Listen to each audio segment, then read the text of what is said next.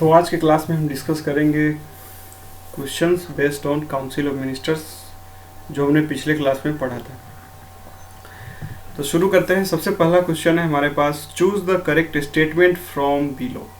सबसे पहला स्टेटमेंट है, the total number of ministers in the council of ministers shall not exceed 15% of the total strength of the parliament. Parliament का जो total strength है उसके 15% से ज़्यादा एक्सीड नहीं कर सकता है क्या? Total number of council of ministers. To be a minister continuously one must be the member of parliament. मतलब कंटिन्यूसली मिनिस्टर बने रहने के लिए ये जरूरी है कि आपको पार्लियामेंट का मेंबर होना पड़ेगा। तीसरा स्टेटमेंट है, even after the dissolution of Lok Sabha there must be the council of ministers. अगर लोकसभा डिसॉल्व हो जाता है उसके बाद भी काउंसिल ऑफ मिनिस्टर्स का होना एकदम अति आवश्यक है। उसके बाद है, appointing a minister is a discretionary power of the president. मतलब मिनिस्टर को अपॉइंट करने का जो पावर होता है प्रेसिडेंट का वो डिस्क्रिशनरी होता है, मतलब वो पूरा उस पर निर्भर करता है कि वो जिसको चाहे उसको अपॉइंट कर सकता है। ये मतलब है स्टेटमेंट नंबर 4 का। फिफ्थ है, the advice of the council of ministers can be questioned in court. और जो काउंसिल ऑफ मिनिस्टर जो एडवाइस करता है प्रेसिडेंट को उसको क्वेश्चन किया जा सकता है और उस बात को कोर्ट में ले जाया जा सकता है। सिक्स्थ स्टेटमेंट है, when the Lok Sabha passes no confidence motion against the council of ministers all the ministers have to resign except those ministers who are from the Rajya Sabha. मतलब जब भी नो कॉन्फिडेंस मोशन पास किया जाता है against the council of ministers Lok Sabha में, तो उस समय सारे मिनिस्टर्स को रिजाइन देना पड़ेगा एक्सेप्ट वे मिनिस्टर जो राज्यसभा से हैं। मतलब राज्यसभा से जो मिनिस्टर है वो अपने पद पे बने रहेंगे और बाकी जो लोकसभा के मिनिस्टर्स हैं वे उनको रिजाइन देना पड़ेगा अगर लोकसभा में नो कॉन्फिडेंस मोशन पास हो गया। ये है स्टेटमेंट नंबर 6। तो देखते हैं 1 बाय 1 कौन सही होगा। तो सबसे पहले में हमें पता है कि जो स्ट्रेंथ होता है पार्लियामेंट का नहीं, एक्चुअल में ये स्टेटमेंट रॉन्ग है। जो 50% स्ट्रेंथ है वो लोकसभा का है। लोकसभा के टोटल स्ट्रेंथ का 15% स्ट्रेंथ से ज़्यादा नंबर ऑफ मिनिस्टर नहीं हो सकते। तो यहाँ पे लेकिन लोकसभा की जगह पार्लियामेंट है, तो ये रॉन्ग स्टेटमेंट है। आपको एक टाइम के लिए लग सकता है या जल्दीबाजी में आप ये गलती कर सकते हैं कि इसको आप करेक्ट कर लें। नेक्स्ट है, to be a minister continuously minister बने रहने के लिए one must be the member of the parliament. ये हमने देखा था कि किसी को भी अपॉइंट किया जा सकता है मिनिस्टर, लेकिन विद इन 6 मंथ्स उसको मेंबरशिप लेना पड़ेगा पार्लियामेंट का, तभी वो कंटिन्यू कर सकता है, अदरवाइज उसको रिजाइन करना पड़ेगा। तो सेकेंड स्टेटमेंट बिल्कुल करेक्ट है। थर्ड स्टेटमेंट है, even the dissolution of Lok Sabha. और ये आर्टिकल 74 में हमने देखा था कि यही बात बोला गया है कि इवन आफ्टर द डिसोल्यूशन, मतलब आर्टिकल 74 में हमने ये देखा था कि there must be a council of ministers. तो इस बात का वायोलेशन ना हो, इसीलिए अगर लोकसभा डिसॉल्व भी हो जाता है तो भी काउंसिल ऑफ मिनिस्टर्स होगा। अदरवाइज अगर लोकसभा के डिसॉल्व होने के बाद अगर काउंसिल ऑफ मिनिस्टर भी खत्म हो जाते हैं तो ये वायोलेशन होगा आर्टिकल नंबर 74 का। तो इसीलिए थर्ड स्टेटमेंट भी करेक्ट है। फोर्थ स्टेटमेंट है, appointing a minister is a discretionary power of the president.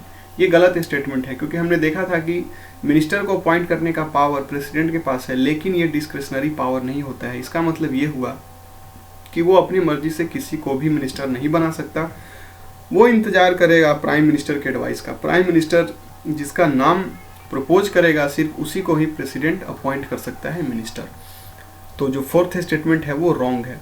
Fifth statement है, the advice of the council of ministers can be questioned in court. ये भी wrong statement है। हमने देखा था कि कोई लीगल रिस्पॉन्सिबिलिटी नहीं होता है मिनिस्टर्स को। मिनिस्टर्स कुछ भी एडवाइस करते हैं वो उनका एक डिस्क्रिशनरी पावर होता है और इस बात को लेकर आप कोर्ट में नहीं जा सकते। जो 6 नंबर है, when the Lok Sabha passes a no confidence motion against the council of ministers all the ministers have to resign except those ministers who are from the राज्य सभा। और ये भी एक रॉन्ग स्टेटमेंट है। ये रॉन्ग इसीलिए है क्योंकि इसमें आधा पार्ट सही है और आधा पार्ट गलत। जब नो कॉन्फिडेंस मोशन जब पास कर दिया जाता है लोकसभा में तब काउंसिल ऑफ मिनिस्टर डिसॉल्व हो जाता है, फिर सारे मिनिस्टर्स ही अपने पोस्ट से उनको रिजाइन देना पड़ेगा, चाहे वो राज्यसभा से है या लोकसभा से हो। नो कॉन्फिडेंस मोशन लोकसभा में पास किया जा रहा है, इसका ये मतलब नहीं है कि सिर्फ लोकसभा के ही मिनिस्टर्स रिजाइन करेंगे, राज्यसभा के मिनिस्टर्स को भी रिजाइन देना पड़ेगा। और ये हमने देखा था कलेक्टिव रेस्पॉन्सिबिलिटी में कि जितने भी मिनिस्टर्स है वो आते एक साथ है, काम एक साथ करते हैं और जाते भी एक साथ है। ठीक है, तो इसीलिए 6 भी हमारा रॉन्ग है। तो जो करेक्ट स्टेटमेंट है वो सिर्फ option number statement number 2 and 3 है। तो ऑप्शन को 1 बाय 1 देखते हैं। तो ऑप्शन नंबर बी में 2 एंड 3, तो इसीलिए हमारा करेक्ट आंसर होगा ऑप्शन नंबर बी। अब हम आते हैं नेक्स्ट क्वेश्चन पे। If a person who is not a member of the parliament is appointed as the ministry, what is true in this context? अगर कोई पर्सन अगर पार्लियामेंट का मेंबर नहीं है और उसको अगर मिनिस्टर बना दिया जाता है तो इससे संबंधित निम्नलिखित में से कौन सा करेक्ट है? सबसे पहला ऑप्शन है he will remain the minister without any disruption, मतलब वो मिनिस्टर बना रहेगा बिना किसी दिक्कत के। दूसरा है he must become the member of parliament but there is no time boundation, उसको मेंबर ऑफ पार्लियामेंट बनना पड़ेगा लेकिन टाइम का कोई बाउंडेशन नहीं है, वो जब चाहे तब बन सकता है। तीसरा है he must become the member of parliament with in 6 months, तीसरा है कि उसको मेंबरशिप लेना पड़ेगा पार्लियामेंट का विद इन 6 मंथ्स। और डी है नन। तो हमें पता है कि किसी भी पर्सन को अगर प्राइम मिनिस्टर रिकमेंड करता है उसका नाम, तो प्रेसिडेंट उसको अपॉइंट कर सकता है एज ए मिनिस्टर, लेकिन विद इन 6 मंथ्स उसको मेंबरशिप लेना पड़ेगा पार्लियामेंट का, चाहे वो इलेक्शन के जरिए हो या फिर नॉमिनेशन के जरिए हो। तो इसीलिए हमारा ऑप्शन नंबर सी करेक्ट होगा इसमें। अब नेक्स्ट क्वेश्चन है question number 3। The council of ministers is collectively responsible to Lok Sabha, it is mentioned in which article of the constitution. तो ये हमने देखा था, ये आर्टिकल 75 में मेंशन है, इसलिए हमारा करेक्ट आंसर होगा ऑप्शन नंबर बी। अब 1 बाय 1 सारे आर्टिकल्स को एक बार रिवाइज कर लेते हैं। आर्टिकल 74 में हमने देखा था कि इस बात का प्रोविजन है कि there shall be a council of ministers, मतलब काउंसिल ऑफ मिनिस्टर्स होना चाहिए जिसको हेड करेगा प्राइम मिनिस्टर, और इनका क्या काम है? एडवाइस करना प्रेसिडेंट को, जिसके बेसिस पे प्रेसिडेंट कोई डिसीजन लेगा। आर्टिकल 75 में है। बाकी जो प्रोविजंस है अबाउट काउंसिल ऑफ मिनिस्टर्स उसको भी मेंशन किया गया है आर्टिकल 75 में, जैसे उनको अपॉइंट कौन करेगा, फिर उनका फंक्शनलिटी कैसे होगा। तो उसी में ये भी इस बात का मेंशन है कि उन जो डिफरेंट रेस्पॉन्सिबिलिटीज़ है या जो डिफरेंट टाइप के रेस्पॉन्सिबिलिटीज है, जो थे कलेक्टिव रेस्पॉन्सिबिलिटी, पर्सनल रेस्पॉन्सिबिलिटी और लीगल रेस्पॉन्सिबिलिटी, ये सब डिस्कस किया गया है आर्टिकल 75 में। आर्टिकल 78 में जो है हमने देखा था कि इसमें जो ड्यूटी है प्राइम मिनिस्टर उसके बारे में डिस्कस किया गया है। और आर्टिकल 88 जो ऑप्शन नंबर डी है उसमें ये राइट दिया गया है काउंसिल ऑफ मिनिस्टर को कि वो जो पार्लियामेंट में कुछ भी प्रोसीडिंग चल रहा है, कोई भी सदन चल रहा है, तो उसमें वो पार्टिसिपेट कर सकता है और अपनी बात को रख सकता है।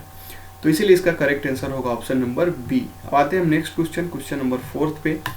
What is true regarding the collective responsibility of council of ministers. अब देखिए ये क्वेश्चन आ गया कलेक्टिव रेस्पॉन्सिबिलिटी से। तो हमने देखा था कि जो डिफरेंट रेस्पॉन्सिबिलिटी है, 3 टाइप के रेस्पॉन्सिबिलिटी थे, collective responsibility, personal responsibility and legal responsibility. तो इन तीनों का क्या एक्चुअल में सिग्निफिकेंस था वो हमने देखा था, उसी पे बेस्ड ये क्वेश्चन है। तो 1 बाय 1 देखते हैं सारे स्टेटमेंट्स को। तो सबसे पहला स्टेटमेंट है it is mentioned in article 75 of the constitution, ये आर्टिकल 75 में मेंशन है। दूसरा है it infers that the cabinet decisions bind every ministers, और इसका मतलब ये है कलेक्टिव रेस्पॉन्सिबिलिटी का कि जो कैबिनेट का डिसीजन होगा उससे सारे मिनिस्टर्स बाउंडेड है, उनको वो फॉलो करना है, उसको वो डिनाई नहीं कर सकते। स्टेटमेंट नंबर 3 है it infers that each minister will work together and sing together, और इसका मतलब ये हुआ कि सारे मिनिस्टर साथ काम करेंगे और जब वो पोस्ट खत्म होगा तो सबका एक साथ खत्म होगा। स्टेटमेंट नंबर 4 है it states that the council of ministers hold the office during the pleasure of the president. इसका मतलब ये हुआ कि जो काउंसिल ऑफ मिनिस्टर है वो अपने ऑफिस में तभी तक बन सकते हैं जब तक कि प्रेसिडेंट को लगेगा कि उनको ऑफिस में रहना चाहिए। ठीक है, तो देखते हैं 1 बाय 1। तो हमें ये पता है कि कलेक्टिव रेस्पॉन्सिबिलिटी के बारे में आर्टिकल 75 में बात किया गया है। जो दूसरा है, हमें ये भी पता है कि कलेक्टिव रेस्पॉन्सिबिलिटी का ये मतलब होता है कि जो कैबिनेट का डिसीजन होगा उससे बाइंड होंगे सारे मिनिस्टर्स, यानी उनको फॉलो करना है उसको। अगर उसको वो डिनाई करते हैं तो फिर उनको डिसमिस कर दिया जाएगा उनके पोस्ट से। तीसरा है it infers that each minister, ये भी सही बात है। कलेक्टिव रेस्पॉन्सिबिलिटी का मतलब एक साथ यही होता है कि उनका जन्म एक साथ होगा और उनका मृत्यु एक साथ होगा और वो काम भी एक साथ करेंगे। उसके बाद है it states the council of ministers hold the office during the pleasure of the president. ये कलेक्टिव रिस्पॉन्सिबिलिटी का पार्ट नहीं है, ये पर्सनल रिस्पॉन्सिबिलिटी का, जिसको इंडिविजुअल रिस्पॉन्सिबिलिटी बोलते हैं, ये उसका पार्ट है। हमने देखा था कि इंडिविजुअल रिस्पॉन्सिबिलिटी का यही मतलब होता है कि जो काउंसिल ऑफ मिनिस्टर्स है वो ऑफिस होल्ड कर सकते हैं तभी तक during the pleasure of the president. तो फोर्थ स्टेटमेंट रॉन्ग है, बाकी जो 1 2 3 है वो करेक्ट है। तो हम देखते हैं कि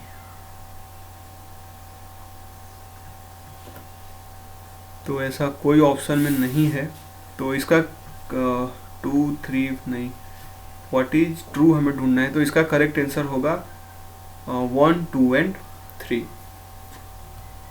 ठीक है, अब नेक्स्ट क्वेश्चन पे आते हैं, question number 5। Choose the wrong statement हमें चूज करना है। सबसे पहला स्टेटमेंट है we know that strength of council of ministers can not exceed 15% of the total strength of Lok Sabha and it includes the prime minister as well. पहला statement ये बोल रहा है कि जो काउंसिल ऑफ मिनिस्टर का स्ट्रेंथ होगा वो 15% से ज़्यादा नहीं हो सकता लोकसभा के सीट से, ये हमें पता है, और इसमें प्राइम मिनिस्टर भी इंक्लूडेड है इसी 15% में, ये इसका मतलब है। दूसरा है if A member of parliament who is disqualified on the ground of defection shall also be disqualified to be appointed as a minister. This provision was added by 91st Amendment Act of 2003. मतलब अगर कोई किसी पे अगर defection का charge लगा है तो वो डिस्क्वालीफाई कर जाता है to be appointed as minister, मतलब उसको मिनिस्टर नहीं बनाया जा सकता, और इस प्रोविजन को लाया गया था 91st अमेंडमेंट एक्ट ऑफ 2003। जो सी है option number, A minister who is not a member of parliament either house, चाहे राज्यसभा या Lok Sabha, for any period of 6 consecutive months shall cease to be a minister। मतलब ये बोलता है कि अगर कोई मिनिस्टर है जो कंटिन्यूअसली 6 महीने के लिए अगर मेंबर नहीं रहा है आइदर हाउस का, तो वो कंटिन्यू नहीं कर सकता है एज ए मिनिस्टर। और जो डी है वो है cabinet ministers and ministers of states with independent charge have same power. तो 1 by 1 देखते हैं कौन सही है कौन गलत है। तो पहला ये हमें पता है कि 15% से ज़्यादा एक्सीड नहीं कर सकता जो टोटल लोकसभा का स्ट्रेंथ है, पार्लियामेंट का नहीं, यहाँ पे ध्यान दीजिएगा। और इसी 15% में प्राइम मिनिस्टर भी इंक्लूडेड होता है, तो ये करेक्ट स्टेटमेंट है। दूसरा जो है कि अगर किसी पे डिफेक्शन का अगर चार्ज लगा है तो वो मिनिस्टर नहीं बन सकता, और इस प्रोविजन को ऐड किया गया था 91st अमेंडमेंट एक्ट ऑफ 2003, तो ये भी बिल्कुल करेक्ट स्टेटमेंट है। ऑप्शन नंबर सी जो है, हमने ये देखा था कि अगर टू कंटिन्यू एज मिनिस्टर किसी को कंटिन्यूअस 6 महीने के लिए पार्लियामेंट का क्या रहना पड़ेगा, मेंबर होना पड़ेगा, इलेक्शन के लिए नहीं, कंटिन्यू करने के लिए। अपॉइंट तो किसी को भी किया जा सकता है, इवन कि वो अगर किसी भी हाउस का अगर मेंबर नहीं है तब भी, लेकिन उसको विद इन 6 मंथ मेंबर बनना पड़ेगा, और साथ ही साथ उसको कंटिन्यूअस 6 महीने के लिए मेंबरशिप मतलब मेंबर रहना पड़ेगा पार्लियामेंट का, तभी जाके वो कंटिन्यू कर सकता है एज ए मिनिस्टर। तो ये दोनों चीज़ हमने देखा था पिछले क्लास में। उसके बाद है cabinet ministers and ministers of state with independent charge have same power. ऐसा नहीं है, हमने देखा था कि कैबिनेट मिनिस्टर्स भी एक मिनिस्ट्री के हेड होते हैं, और साथ ही साथ मिनिस्टर ऑफ स्टेट जिनको इंडिपेंडेंट चार्ज मिलता है वो भी मिनिस्ट्री के हेड होते हैं। इसके अलावा दोनों के पास सेम पावर नहीं है, और वो डिफरेंस इसलिए है क्योंकि कैबिनेट मिनिस्टर जो होते हैं वो इम्पोर्टेंट मिनिस्ट्रीज के हेड होते हैं, और जो minister of state with independent charge है ये इम्पोर्टेंट मिनिस्ट्री के हेड नहीं होते हैं, इसीलिए इनको हम कैबिनेट मिनिस्टर नहीं बोलते हैं, इनको कैबिनेट का पार्ट नहीं माना जाता है, कैबिनेट का मेंबर नहीं माना जाता है, और इसीलिए ये कैबिनेट के मीटिंग में नहीं आ सकते हैं, इनको राइट नहीं होता है। तो इसीलिए कैबिनेट मिनिस्टर्स और minister of state same power नहीं होता है, तो इसीलिए जो ऑप्शन नंबर डी है ये इनकरेक्ट है, और यही हमारा आंसर होगा। अब आते हैं नेक्स्ट क्वेश्चन पे, question number 6। Which of the following has the authority to attend cabinet meetings? Prime minister, cabinet ministers, deputy ministers, chief ministers, minister of states with independent charge. हमें पता है कि जो हमने देखा था कि जो हमारा काउंसिल ऑफ मिनिस्टर्स है, यानी जो मिनिस्टर्स है हमारे कंट्री में, वो 3 कैटेगरी में होते हैं। सबसे पहला कैबिनेट मिनिस्टर्स होते हैं जो कि इम्पोर्टेंट मिनिस्ट्रीज के हेड होते हैं, इनको उनका चार्ज मिला होता है और इनको कैबिनेट मिनिस्टर बोलते हैं। साथ ही साथ ये कैबिनेट के इनको मेंबर माना जाता है, इसीलिए कैबिनेट मीटिंग में आ सकते हैं। इसके बाद था दूसरा जो टाइप था वो था मिनिस्टर ऑफ स्टेट, और ये भी फर्दर दो कैटेगरी में बांटे गए थे। पहले जिनको इंडिपेंडेंट चार्ज मिला था, यानी कि ये भी एक मिनिस्ट्री के एक डिपार्टमेंट के हेड थे, कंप्लीट इनको उसका पावर मिला था, लेकिन ये कैबिनेट के मेंबर नहीं माने जाते हैं और कैबिनेट के मीटिंग में अपनी मर्जी से नहीं आ सकते। लेकिन अगर कैबिनेट मिनिस्टर को लगता है कि उनको आना चाहिए तब उनको बुलाया जा सकता है। उसके बाद है तीसरे जो उसी में फिर मिनिस्टर ऑफ स्टेट में एक और टाइप था जो सिर्फ असिस्ट करने के लिए थे, और इसके बाद एक तीसरा टाइप था डिप्यूटी मिनिस्टर, इनका भी काम असिस्ट करने का था। तो कैबिनेट मीटिंग में सिर्फ कैबिनेट मिनिस्टर जा सकते हैं, लेकिन प्राइम मिनिस्टर भी कैबिनेट मिनिस्टर में आते हैं और ये हेड होते हैं इवन कैबिनेट मिनिस्टर के।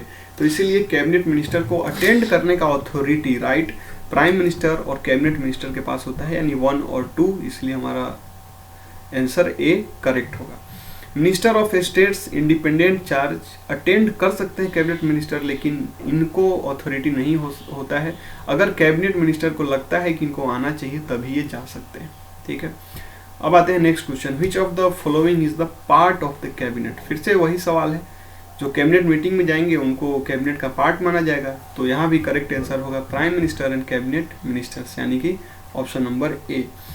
अब आते हैं नेक्स्ट क्वेश्चन पे, choose the correct statement. 4 statement दिया हुआ है, उसमें से हमें करेक्ट स्टेटमेंट चूज करना है। सबसे पहला है all cabinet ministers come under council of ministers, यानी जितने कैबिनेट मिनिस्टर्स हैं वो काउंसिल ऑफ मिनिस्टर्स के अंडर में आते हैं। Deputy ministers are never given the charge of any ministry, और जो डिप्यूटी मिनिस्टर्स होते हैं उनको कभी किसी भी मिनिस्ट्री का चार्ज नहीं दिया जाता है। Ministers of state may be given the charge of ministry, और जो मिनिस्टर ऑफ स्टेट्स हैं उनको चार्ज दिया जा सकता है मिनिस्ट्री किसी एक मिनिस्ट्री का। और डी है ऑल आर करेक्ट। अब हम देखते हैं 1 by 1। तो जो कैबिनेट मिनिस्टर्स होते हैं कम अंडर काउंसिल ऑफ मिनिस्टर्स, ये बिल्कुल सही बात है। काउंसिल ऑफ मिनिस्टर्स जो है एक ब्रॉड टर्म है। काउंसिल ऑफ मिनिस्टर्स के अंडर में 3 कैटेगरी है, एक है कैबिनेट मिनिस्टर्स, दूसरा है मिनिस्टर ऑफ स्टेट, और तीसरा है डिप्यूटी मिनिस्टर, यानी तीनों मिल के काउंसिल ऑफ मिनिस्टर्स को बनाते हैं। इसीलिए काउंसिल ऑफ मिनिस्टर्स के अंडर में कैबिनेट मिनिस्टर होते हैं। इन जनरल क्या होता है कि ये कन्फ्यूजन रहता है, या बहुत से लोग इसको काउंसिल ऑफ मिनिस्टर और कैबिनेट को एक ही तरीके से ट्रीट करते हैं, और ये बहुत हद तक सही इसलिए भी है क्योंकि हमने देखा कि जितना भी इम्पोर्टेंट मिनिस्ट्री है वो सारे कैबिनेट के अंदर आता है, और जो कैबिनेट जो पॉलिसी बनाता है वो सबको फॉलो करना पड़ता है।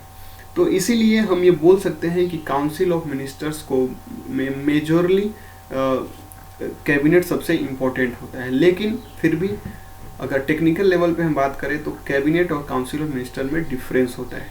काउंसिल ऑफ मिनिस्टर्स एक ब्रॉड टर्म है जिसके अंडर में कैबिनेट भी आता है, मिनिस्टर ऑफ स्टेट भी आते हैं और डिप्यूटी मिनिस्टर्स भी आते हैं। लेकिन कैबिनेट एक इंडिविजुअल टाइप का मिनिस्टर है जो कि इम्पोर्टेंट मिनिस्ट्रीज को चलाता है। ठीक है, ऑप्शन बी है deputy ministers are never given the charge of any ministry. बिल्कुल सही बात है, हमने देखा था कि डिप्यूटी मिनिस्टर सिर्फ असिस्ट करने के लिए होते हैं कैबिनेट मिनिस्टर्स को या फिर दूसरे मिनिस्टर्स को जिनको फुल चार्ज दिया गया है अपने मिनिस्ट्री का। तो बी भी सही है। ऑप्शन नंबर सी जो है ministers of state may be given the charge of ministry, और मिनिस्टर ऑफ स्टेट है उनको दिया जा सकता है चार्ज ऑफ किसी मिनिस्ट्री का चार्ज, और ये सही है क्योंकि हमने देखा था कि जो मिनिस्टर ऑफ स्टेट है वो 2 टाइप के होते हैं, एक जिनको इंडिपेंडेंट चार्ज मिलता है और दूसरे जिनको इंडिपेंडेंट चार्ज नहीं मिलता है। तो मिनिस्टर ऑफ स्टेट जिनको इंडिपेंडेंट चार्ज मिलता है उनको एक मिनिस्ट्री का हेड बनाया जाता है, उनको कंप्लीट चार्ज दिया जाता है। लेकिन जो minister of state with no independent charge होते हैं वो बस एज ए डिप्यूटी मिनिस्टर काम करते हैं असिस्ट करने के लिए। ठीक है, मतलब उनको एक अगर मिनिस्ट्री है वो बहुत बड़ा है तो उसका एक पीस ऑफ वर्क उनको असाइन कर दिया जाएगा कि आप इसको देखिए। तो ये भी करेक्ट स्टेटमेंट है, तो इसीलिए हमारा करेक्ट आंसर होगा option number D, all are correct. तो ये थे सारे important questions with regard to the council of ministers.